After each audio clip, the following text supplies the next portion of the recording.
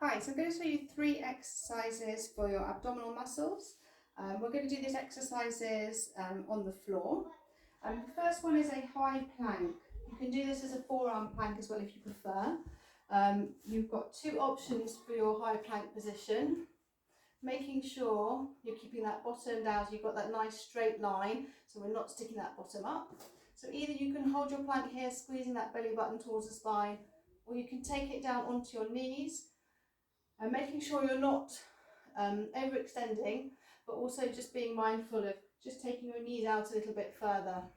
So you can actually start this position if you're doing it on your knees by taking it forwards and then holding.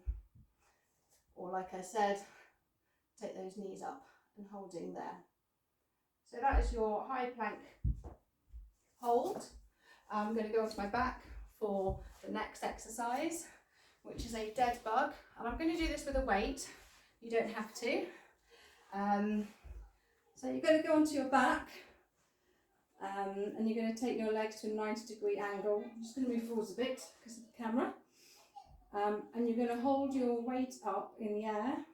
You're going to make sure that your lower back isn't arched out. You're going to extend one leg out with a nice flex foot. I know my legs disappeared off the camera. And you're going to take your arms above your head and then bring it back, and then extend with the other one. So a regressed version of this exercise would be to have your feet on the floor, and you could do this exercise extending, and alternatively you don't have to use your weight. You can do this, and you can do this then with alternate arms if you want. So just being mindful when you're extending your legs out, and when your legs are in this position, that you're not arching out your lower back, so it's pressed towards the floor. And then your last exercise is a simple crunch. So taking your hands to the side of your head, and if you want to increase intensity, you can extend your legs out a little bit further if you want to. You're keeping your chin off your chest, and you're crunching up and down, exhaling as you go up, kind of looking diagonally forwards and front.